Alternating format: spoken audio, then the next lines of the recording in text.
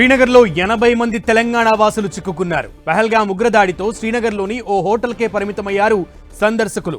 వివిధ జిల్లాల నుంచి శ్రీనగర్కు వెళ్లారు 80 మంది సందర్శకులు.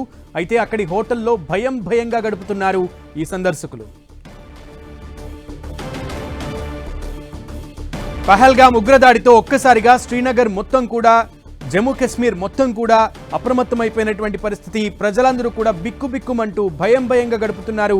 ఈ క్రమంలోనే విహార యాత్రకని చెప్పి వెళ్ళినటువంటి అందరూ కూడా ఒక్కసారిగా భయం గుప్పెట్లోకి వెళ్ళిపోయినటువంటి పరిస్థితి. ఈ నేపథ్యంలో తెలంగాణ నుంచి దాదాపు 80 మంది ఆ జమ్మూ కాశ్మీర్ పర్యటనకు వెళ్ళినట్లుగా తెలుస్తోంది. పూర్తి సమాచారం మా ప్రతినిధి సునీల్ అడిగి తెలుసుకుందాం. సునీల్, శ్రీనగర్లోనే హోటల్కే 80 మంది తెలంగాణ వాసులు కూడా పరిమితమైనట్లుగా తెలుస్తోంది. వాళ్ళని సురక్షితంగా తెలంగాణకు తీసుకొచ్చే ఏర్పాట్లు ఎంతవరకు జరుగుతున్నాయి? అప్డేట్స్ ఏంటి?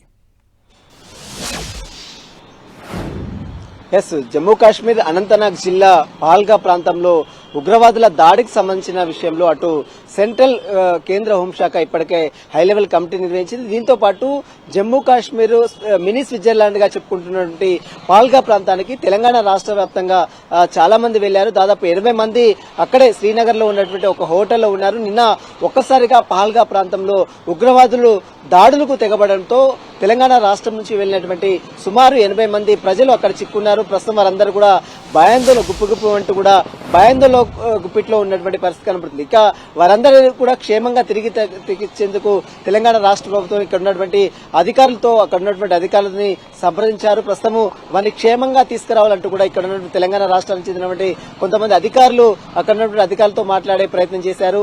మరి ఇక ఈ రోజు సాయంత్రం వరకు కూడా వారిని క్షేమంగా ఇండియాకు తీసుకొచ్చి, అంటే ఇక్కడ తెలంగాణ రాష్ట్రానికి తీసుకొచ్చే ప్రయత్నం అటు కేంద్ర హోంశాఖ అధికారులు కూడా చేసే అవకాశం ఉంది. ప్రస్తుతం అయితే మనం చూడొచ్చు, ఈ పాల్గా ప్రాంతంలో జరిగినటువంటి ఉగ్రవాద దాడికి సంబంధించి దాంట్లో ఇప్పటికే 28 మంది చనిపోయారు. అందులో హైదరాబాద్ లో ఇంటెలిజెన్స్ లో సెక్షన్ ఆఫీసర్ గా పనిచేస్తున్నటువంటి మనీష్ రంజన్ తో పాటు మరోవైపు వైజాగ్ చెందినటువంటి మరొక వ్యక్తి, మొత్తం 2 చనిపోయారు తెలుగు రాష్ట్రాల నుంచి.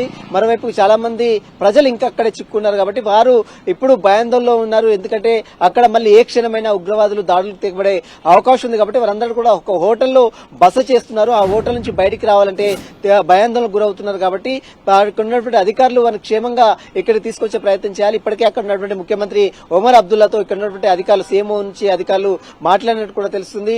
మొత్తం సంబంధించినటువంటి నిఘా వర్గాలు సంబంధించిన విషయంలో కావచ్చు, కేంద్ర ఇంటెలిజెన్స్ వర్గాలు ఎందుకు ఈ విషయంలో ఉగ్రవాదుల్ని ముందస్తుగానే గుర్తించలేకపోయాయి, ఇదంతా కూడా కేంద్ర ప్రభుత్వం వైఫల్యం అంటూ కూడా మరోవైపు కాంగ్రెస్ ప్రభుత్వం ఆరోపిస్తుంది. కాబట్టి దీనికి సంబంధించిన విషయంలో మరి ఇప్పుడు కేంద్ర హోంశాఖ ఇప్పటికే మరి భారత ప్రధానమంత్రి నరేంద్ర మోడీతో ఢిల్లీలో ఎయిర్పోర్ట్ లో అత్యవసర భేటీ కూడా ఉంది. కాబట్టి ఆ భేటీలో మరి ఎలాంటి నిర్ణయం తీసుకుంటూ బాధితులకు ఎలాంటి భరోసా కల్పిస్తారు, మరోవైపు ఆ మృతదేహాలను ఎప్పుడు ఆ కుటుంబ సభ్యులకు అప్పచెప్తారన్న దానిపై కూడా ఒక పూర్తి క్లారిటీ కూడా మరి కాసేపులో ఇచ్చే అవకాశం ఉంది. ఓకే సునీల్.